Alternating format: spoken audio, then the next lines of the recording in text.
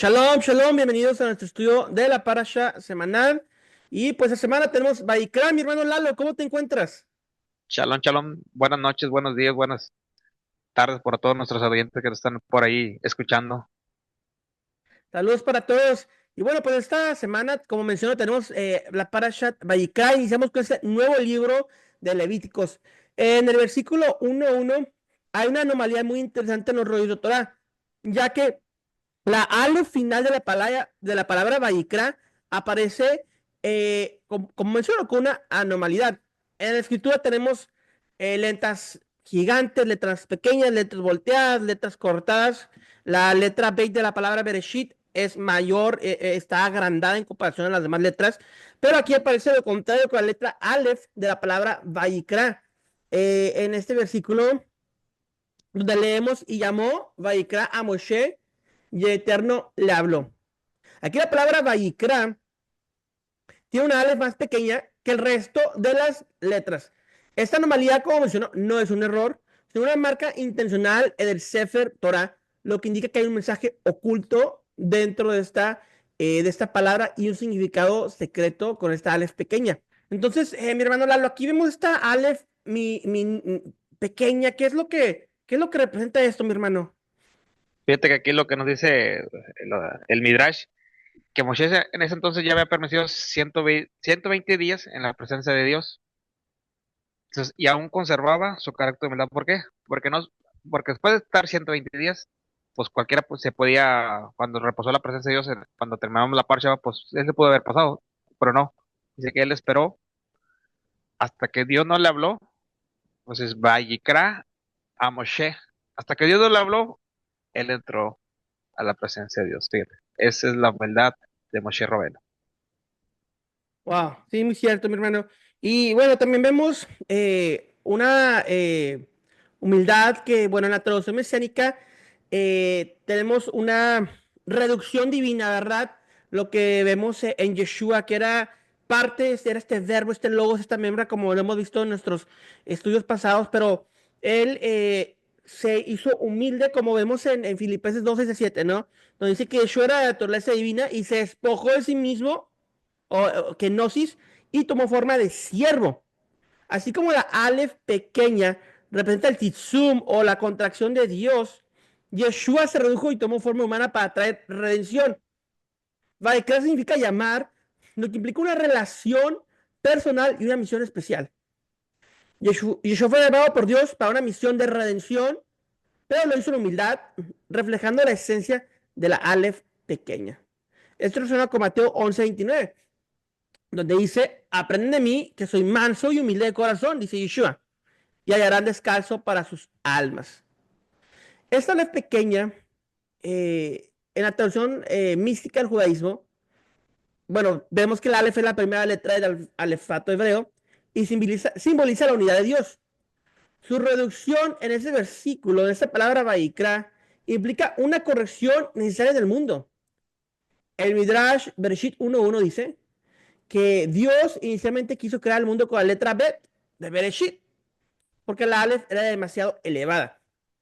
Sin embargo, aquí en Levítico 1:1, la Aleph parece reducida, indicando que la divinidad se acerca a la humildad a través de la Torah y el sacrificio. Eso implica que el verdadero Tikkun Olam, o la verdadera rectificación del mundo, viene cuando la grandeza se esconde en la humildad. En términos mesiánicos, esto también se relaciona con la idea de que el Mesías se revela primero en humildad, como el Mesías Ben Yosef que sufre, y luego vendrá en gloria como el Mesías Ben David. Entonces aquí aprendemos que la área pequeña en Baikra encierra un mensaje profundo. La humildad de Moisés, como mencionas tú, Lalo, enseña que la grandeza verdadera proviene de la humildad. Tizum y la presencia divina, Dios se reduce para poder comunicarse con el hombre. La conexión con Shua es de que él también se redujo al encarnarse como siervo. Y pues el Tikkun Olam, ¿verdad? La restauración del mundo ocurre cuando la grandeza se esconde en la humildad. El detalle aparentemente pequeño del texto revela un mensaje profundamente espiritual y místico que une el pensamiento rabínico, cabalístico, mesiánico en una enseñanza universal sobre la verdadera grandeza, la capacidad de ser pequeño para permitir que la luz divina brille a través de nosotros. Digo, ya para, antes de hablar de lo que vamos a hablar el día de hoy, va, de lo que habla la parcha de los 5 distintos sacrificios que había, va, quiero hablar antes, digo, de lo que es el corbán, va. Dice, va, que fue traducido como sacrificio, va, o ofrenda, pero no es lo que realmente es la esencia que habla en el hebreo, va, porque al final Dios ocupará un sacrificio, una ofrenda a nosotros. Entonces dice que la palabra corbán viene de la palabra karab, que es acercarse a Dios, ¿va? Entonces, esto es más que nada lo que la palabra corbán es dar. No es tanto un sacrificio, una ofrenda que uno dé, sino que eso te acercaba a Dios. Y sí, el ejemplo que no sabemos la espiritualidad, la magnitud que había en ese momento cuando estaba el Mizcán, decir que fue, yo creo que el mayor sanidad o momento que hubo. Que dicen que un chofer en Polonia, cuando Ujú. degollaba una res, toda la gente gentil a veces y ruda dice que se estremecía como la forma de hacerlo. Imagínate el Aaron Cohen, así, imagínate en el tiempo del Mizcán, cómo sería la solemnidad del momento. Algo muy glorioso, definitivamente, mi hermano. Y tenemos los 5 sacrificios, ¿verdad? 5 tipos de sacrificios de la Torah. ¿Qué nos puedes comentar de ello? Del primero. Fíjate que dice en el versículo 2 para llegar al primero, va, dice, habla a los hijos de Israel y dirás a ellos un hombre, pero la palabra aquí no dice hombre, dice Adán, dice aquí en el hebreo, va. Dice, ¿por qué pone Adán, va? No pone hombre, va. Porque así como Adán que dio el primer sacrificio, va, dice que él dio algo de lo que él tenía, él dio todo de lo que era de él. ¿Qué nos da a entender? Que nunca dio de algo robado, nunca dio de algo mal hecho. Entonces Dios no quiere que hagamos cosas o de dinero mal habido, ¿va? Nunca. Entonces, siempre de lo que uno mismo, del esfuerzo uno mismo que haya tenido, ¿va? Y luego dice en el versículo 2 otro, una ofrenda, ¿va? Un corbán. Fíjate lo que dice, ya para entrar al primer sacrificio. Dice un comentario que dice que la principal sacrificio, ¿cuál debe ser? El de uno mismo, el de su espíritu y sus deseos. Esos los, ahorita en la actualidad, ese es el verdadero corbán, ¿va? Y eso es lo que nos, al final nos acerca a Dios, ¿va? Entonces, el primer corbán que vemos, el corbán olá, dice en el versículo 3 y si fuera olá, su ofrenda del vagano vacuno macho, ¿va? Y fíjate que dice, lo mismo dice Rambán, Esbenerra y Rafino Bajei, que se refiere al pecado del olá, o el sacrificio del olá, que se refiere al pecado por el cual generalmente se traía la ofrenda que se espera por pecaminosas ideas o pensamientos, los cuales hacen ascender a la mente a la imaginación de las personas. Ese era en resumen del sacrificio de Olá. Sí, ese sacrificio de Olá se le llama en español el holocausto o también la ofrenda quemada. Y te fíjate que mencionaste algo muy interesante, ¿verdad? Que mencionaste de elevarse. La palabra para Olá o holocausto en hebreo Olá significa elevarse o algo que se levanta. Y aquí, bueno, está conectada con la palabra aliyah, que también, bueno, cuando una persona va a Israel, se le dice, voy a hacer aliyah a Israel, voy a elevarme a Israel. Es una frase muy común. Y bueno, como menciono, tienen la misma raíz, esas palabras. Entonces, ¿por qué la Torah le llama al holocausto un olá? Era el único sacrificio completamente consumido, quemado por completo en el altar. Por eso, aparte del holocausto, es una ofrenda quemada. Ninguno de los sacerdotes ni las personas que ofrendían el holocausto, podían alimentarse de ese sacrificio totalmente quemado, ¿verdad? Entonces, el sacrificio la representa un abandonamiento de uno mismo total y una entrega total a Dios. Uno se consume uno mismo y se entrega plenamente a Dios, no queda nada más de uno, todo se lo ofrece al Señor. Entonces, una ofrenda quemada, un holocausto, era todo dado a Dios. Para imaginar el efecto de Olá, vamos a tomar un billete de, vamos a ponerlo en dólares, ¿verdad? Que es la moneda universal. Eso porque si hablo de pesos mexicanos, pues tenemos amigos en Colombia, tenemos amigos en Venezuela, en otras partes. Y, ok, agarramos un billete de $100, que es el billete más grande hasta ahorita que tenemos, y lo quemamos con un encendedor. Oye, pues son $100, ¿quién va a quemar $100? Básicamente era esto de Lola, incendiadas por completo, el sacrificio todo era, digamos, entre comillas, desperdiciado porque nada era para consumo humano. Nadie tomaba ganancia de esto. Entonces, nuestro maestro Yeshua toma el rol de el Olá, del holocausto. Él vivió una vida totalmente en abandono y completamente entrega a Dios. Él habló solamente lo que el Padre le ordenó y hizo solamente lo que el Padre le ordenó que hiciera, diciendo, como dice Mateo 26:39, no hago mi voluntad, que no sea mi voluntad, pero que se haga tu voluntad. Y él continuamente se dio a sí mismo en su misión al Padre, en un total abandonamiento a Dios. Así como el sacrificio Olá asciende a Dios, el Maestro ascendió también a los cielos. Y vemos obviamente en Juan, ¿verdad? Que dice Juan 3:13 al 15, nadie ascendió al cielo, pero aquel que descendió de los cielos. Por eso el Hijo del Hombre tiene que ser levantado. Entonces, vemos también en el libro de Hechos capítulo 1 que Yeshua es como un Olá, cuando en Hechos capítulo 1 asciende a los cielos y lo ven elevarse. Sí. Y quiero antes de empezar ya al siguiente sacrificio, al siguiente corbán. Versículo 4 ahí mismo en el 4 porque varios de estos vamos a hablar y todos vamos a hablar de una vez. Dice, y apoyará su mano sobre la cabeza del Olá y será complacido para expiar. Sobre parte del ritual que había que hacer. Ahorita no recuerdo cuántos pasos había que hacer en este. Entonces, un ejemplo, si estaba un paso mal para empezar, ya era inválido, ¿va? De todos los pasos que daban. Yo digo que más que nada todo esto era porque era obediencia a Dios, ¿va? Yo creo que en el video lo vamos a ver, este texto que estamos escuchando, ¿va? ¿Por qué tiene que ponernos a ver mal? Porque en el video lo vamos a ver cómo le estaba transmitiendo, ¿va? Porque, de hecho, nosotros por el pecado deberíamos de morir, ¿va?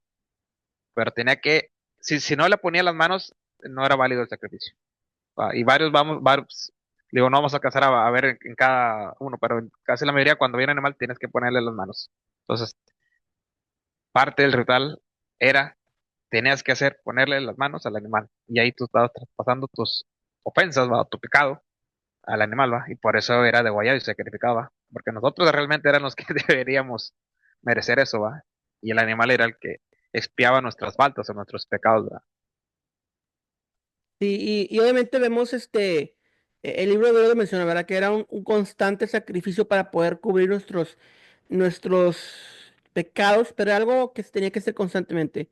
La diferencia es que el sacrificio celestial de Yeshua en la cruz es un sacrificio único, eterno, en el cual solamente por aceptarlo a Él y arrepentirnos podemos acceder a este sacrificio del templo celestial. Y ya para llegar, fíjate que en el 17 ahí mismo en el 1 o tomar otra pausa. Dice, a partir de él con sus alas no lo dirá, de incinerar a él el Cohen altar sobre los leños que están sobre un fuego no la, una ofrenda ígnea, aroma, complacencia para Dios. ¿Qué quiere decir? Para resumir todo el texto, va, decía, va, el que pueda de un becerro, va, y el que no pueda de una paloma. ¿Qué quiere decir? Que a Dios no le importaba lo que era a tus posibilidades, va. El que podía dar una res, oveja, cabrito, una palomina, a veces hasta una harina, va. Entonces, Dios no quería las obras, ¿verdad? Dios quería lo que tú. Entonces, por eso era aroma, porque que tú dieras lo que tú pudieras, ¿verdad? Si tú lo hacías de corazón, ese era aroma agradable a Dios, ¿verdad?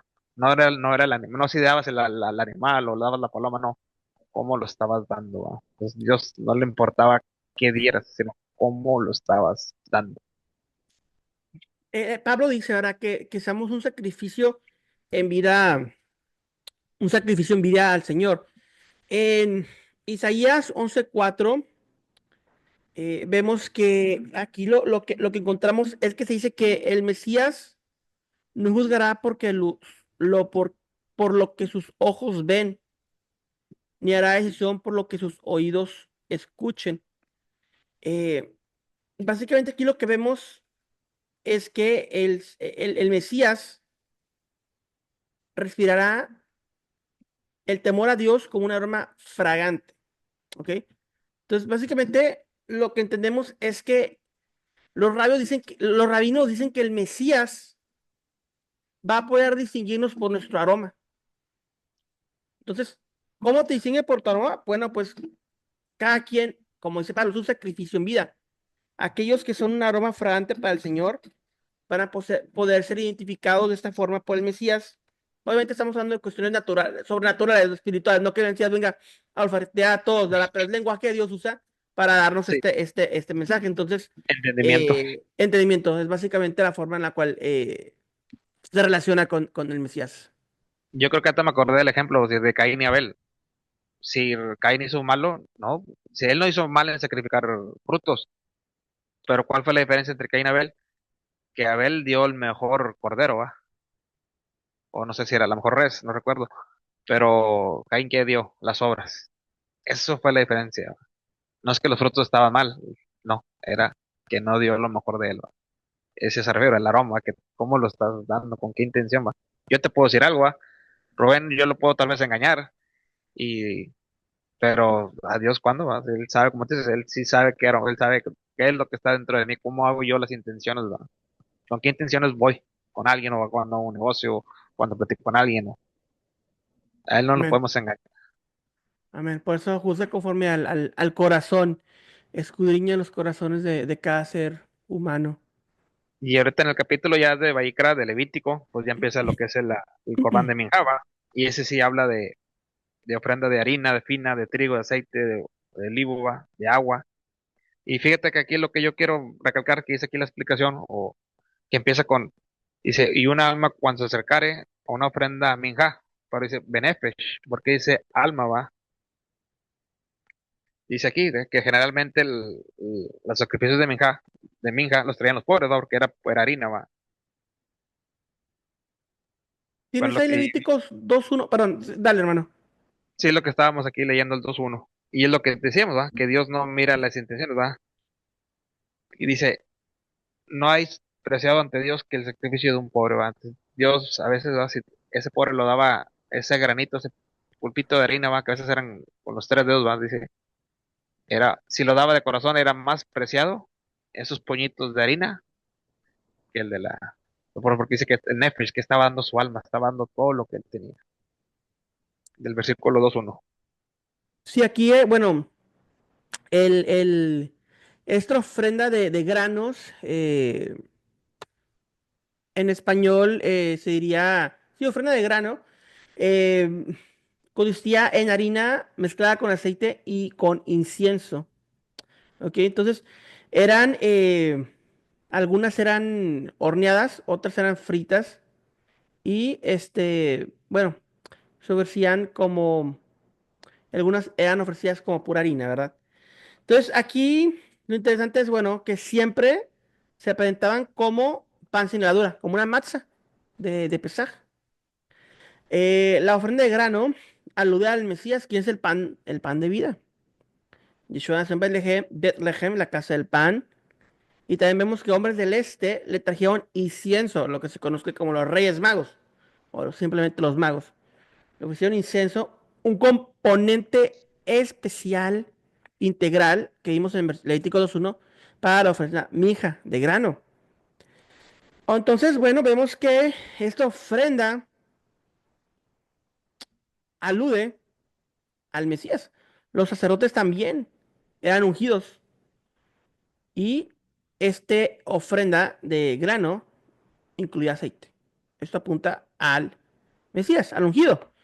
Entonces, ellos preparan estas ofrendas de pan sin levadura, aludiendo a la incorruptibilidad de la resurrección. Yeshua se declaró a sí mismo ser el pan de vida que bajó de los cielos durante la cena de Pesaj, de Pascua, lo que se conoce como la última cena. Él tomó pan sin levadura, lo quebró y lo compartió con sus discípulos. Así como los sacerdotes dividían y compartían el pan o la mija entre el sacerdocio, cuando él tomó el pan sin levadura, lo quebró y se lo ofreció a sus discípulos y se los dio a, él como, a ellos como una memorial de sí mismo. La misma palabra en la Torah usa para describir la porción de grano que se ofrece en el altar. Y Yeshua dijo, tómanlo y cómanlo, es mi cuerpo, el que es dado por ustedes. Entonces vemos definitivamente que esa es una de las razones por las cuales uno de los tres reyes magos, bueno, no, uno de los reyes magos, porque no eran tres, ¿verdad? Pero uno de los regalos que le trajeron era incienso, haciendo alusión a a esta ofrenda de grano, a la minja. No sé si tengas algo más que comentar o si no nos vamos a la ofrenda de Shelamín. Vámonos, Ya en vamos en directo. Vallecra Levítico 3, ¿va? Ujú. Y dice unas explicaciones que no había sacrificio más apreciado que el Creador que la de Shelamín. ¿Por qué? Porque esa era una ofrenda que era traída voluntariamente por la persona. Era, si no había ningún motivo, va solamente darle gracias a Dios, ¿va? Dice Rashi, el nombre derivado de la palabra es Shalom, paz, ya que la ofrenda da paces tiene una capacidad espiritual de incrementar la paz en el mundo. Entonces dicen que con esta ofrenda daba paz al mundo. Sí, y bueno, este ritual involucra esta ofrenda de paz, la cual es muy distinta a las demás, ya que aquel que la ofrecía eh, esta ofrenda de paz retenía la mayor parte de la carne y la disfrutaba con sus amigos y familiares. La Torah habla de diferentes tipos de ofrendas de paz, de agradecimiento, de votos, de voluntarias y la del Cordero de Pascua. Todos estos eran tipos de shelamim, ofrendas de paz.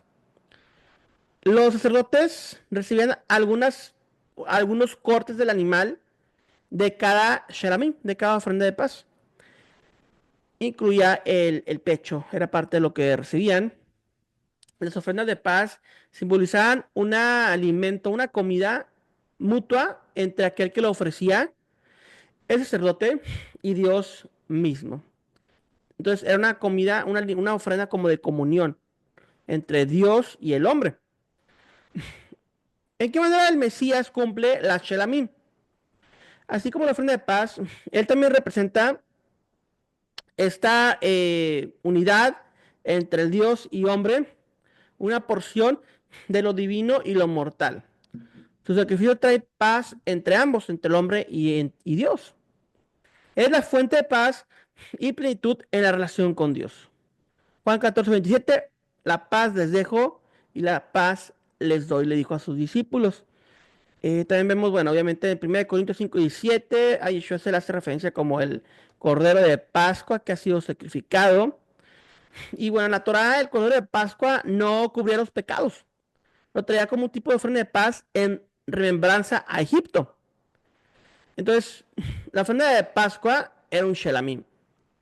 Ahora, el sacrificio del Mesías corresponde a esta función de shelamim.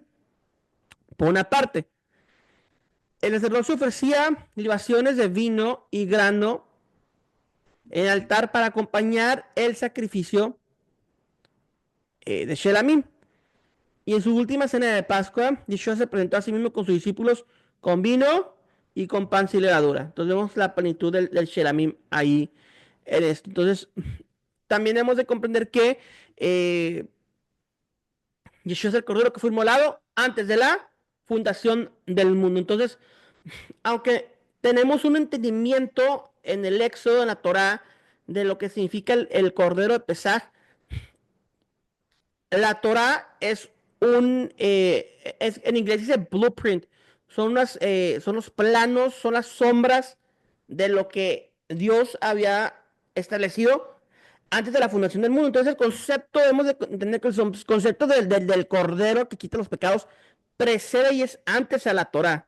Entonces es por eso que, aunque efectivamente un argumento que usaría un antimisionero es que la Torah dice que el cordero de pesaje, de Passover, es un Shelamim, sí, específicamente, claro, tienes razón, pero porque estamos aludiendo a algo anterior y aludiendo a la historia del Éxodo, que obviamente es una plena representación de lo que representa. Aquel que es cubierto con la sangre tiene la salvación de la muerte y vida. Entonces, más y claro. Yo creo que siendo más un pequeño paréntesis para ir recalcando o ir diciendo que ya se acerca la fiesta de Pesach, ¿verdad? Que es el 12 de abril, que es Creo que sí. que es lo que conocemos el sábado, lo que nosotros hemos conocido, lo que conocíamos como la Santa Cena, ¿va? La última cena, ¿va? Entonces ya se acerca de esto que estás hablando de Pesach, ¿va? De ser que ya la festividad. Sí, porque muchas personas en las iglesias, ¿no? Ya tenemos la noción de que es la comunión, es la Santa Cena, pero si nos vamos a los evangelios, dice que estaban celebrando la Pascua. ¿Y qué Pascua era? La Pascua judía. Obviamente se entiende por el contexto, por la historia, por la cultura, no la Pascua del conejito. Entonces, es muy necesario entender que lo que se hace domingo tras domingo en muchas iglesias o una vez al mes, en muchas iglesias, esa copita de jugo de uva y galletita es solamente una representación de todo el sede o el servicio que estaba celebrando Yeshua con sus discípulos. Mateo menciona una copa, pero Lucas menciona dos copas de vino, de cuatro que se celebran en todo el servicio. Entonces, es por eso que necesitamos entender el judaísmo de Yeshua para comprender plenamente el Nuevo Testamento. Sí, todo el contexto. Y como hemos dicho, bueno, nosotros lo hacemos porque pues el beneficio que nos da realizarlo, va. Y yo creo que y ya dice al final, como pesa que es una de las fiestas que dice son fiestas del Señor, ¿va? Nunca dice que son fiestas judías, ¿va? Dice son fiestas del Señor. Amén. Y nos vamos ahorita ya en el capítulo 4 ahora sí el cuarto Corbán, que es el de Hatat, ¿va? Que ese se tendría pues por algún pecado o falta, o también por algún pecado del Cohen Gadol. Y quiero leer ahí el 3 porque ya es que el que hemos dicho va. Dice, si el Cohen, el ungido faltare, pero como viene en el hebreo, va. Allá en Cohen Hamashiach, Jeter. Entonces, cuando va, siempre que hablaba, entonces el Hamashiach o el ungido, siempre se ha hablado, que está hablando del Cohen, va, que por la falta que había realizado. Va. Dice que cuando cometían falta, va, era porque, por el pecado de las personas, va, que como es tanto los pecados que por eso a veces el Cohen cometía falta, ¿va? Y este sacrificio pues era por las muertes, este sí era por las faltas, ¿va? O pecados que cometiéramos, ¿va? O en ese momento, ¿va? El pecado de las personas contaminada espiritualmente el santuario, este sacrificio, el hatat o la ofrenda por el pecado, removía el- el- la contaminación en el santuario. La Torá prescribe la hatat o la ofrenda por el pecado por los pecados inintencionales. Pecado es la transgresión a la Torá. Claramente también lo vemos en primera de Juan, donde dice que el pecado es la transgresión a la Torá, la cual manda diferentes tipos de ofrendas de pecado dependiendo de quién pecó. El sacerdote ungido, Israel, el rey o la persona común, el israelita común. En algunas instancias el sacerdote rocea sangre de la hatat o de la ofrenda por el pecado en los cuernos del altar de oro y la rociaba para su purificación.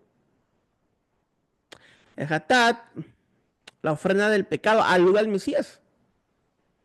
Su unción, su muerte y su triunfante resurrección. Provee una limpieza del pecado en el santuario celestial, que es lo que mencionaba ahorita. Juan el Inmersor, Juan el Bautista dice, mirad el Cordero de Dios que quita el pecado del mundo. Juan 1:29. Y el Mesías fue ofrecido una y sola vez, una vez solamente para y por nuestros pecados. Hebreos 9:28. Así como la sangre de la ofrenda de la hatat, del pecado, fue aplicada por medio de ser rociada, los apóstoles también dicen que hemos sido rociados con la sangre del Mesías. Al ser rociados con sangre, somos purificados y somos perdonados por nuestros pecados. No solamente en ese mundo, pero en el mundo por venir. Y ya para finalizar ahí en el último, el Corban Asham, que ya habla casi en el versículo, ya en el quinto, ya en el último. Es una ofrenda de corpelada. Yo lo que entendí es que era por alguien que no, si tú conocías algo y no lo decías, ¿va? O tú sabes, alguien, una propiedad de alguien y no confesabas, ¿va? Uh -huh. Y no le decías, ese era el sacrificio del Corbán de Asham, por culpabilidad. La palabra sham significa reparación o indemnización. La Torah prescribe a sham como un sacrificio específico para expiar los pecados que habían sido cometidos como un tipo de sacrilegio. El pecado por la culpabilidad funcionaba como un tipo de hatat para los pecados. La Torah dice, Levítico 7:7, la ofrenda por la culpabilidad es como la ofrenda por el pecado. Hay una sola ley para ellos. Entonces, una persona que era ritualmente impura y luego entraba al tabernáculo en un estado de impureza, necesitaba ofrecer un asham para la rectificación de su sacrilegio de haber profanado el santuario. Una persona que había testificado en el nombre de Dios en la corte, pero se reducía, una persona que había sido culpable de haber testificado con el nombre de Dios en la corte, pero se rehusó a hablar, necesitaba traer un asham para ofrecer una reparación por un sacrilegio. La persona que cometió la ofensa lo ofrecía juntamente con una restitución. ¿Ok? Yeshua se para enfrente de nosotros como una ofrenda a Sham, el santuario celestial. Un hombre no puede pagar la penalidad del sacrilegio que ha cometido en contra de Dios. Ni un cordero puede ser suficiente, o ningún animal físico puede ser suficiente para limpiarnos del pecado que el hombre ha cometido en el santuario celestial. Solamente el sacrificio de Yeshua paga aquello que el pecado le debe a Dios. El profeta Isaías identifica al ser un sufriente de Yeshua como un Asham, una ofrenda de culpa en Isaías 53, del 10 al 11, donde dice, él ha sido una ofrenda de culpa. La palabra que se usa es Asham en hebreo, para referirse a Yeshua en Isaías 53. Ya con eso digo, finalizamos los cinco Corban que habla ahí la parcha, va. Pues yo creo de estos, o lo que hemos hablado, te digo, creo que más que nada es que nuestro enfoque va es darles esas herramientas a las personas, ¿va? Para que puedan entender más lo que es la Torah, explicar un poquito más, ¿va? Para abrir este entendimiento, ¿va? Que al final todo eso lo merecíamos, o merecíamos nosotros la muerte por a través de estos sacrificios, ¿va? Gracias ahorita al sacrificio de Yeshua, pues ya no hacemos sacrificios, ¿va? Porque también no hay templo, ¿va? Pero ya que regrese, ya veremos qué va a pasar con los sacrificios, pero para ya tener ese conocimiento, ¿va? Así es. Entonces continuaremos profundizando en la próxima semana en la siguiente parasha. Bendiciones para todos. Shalom, shalom.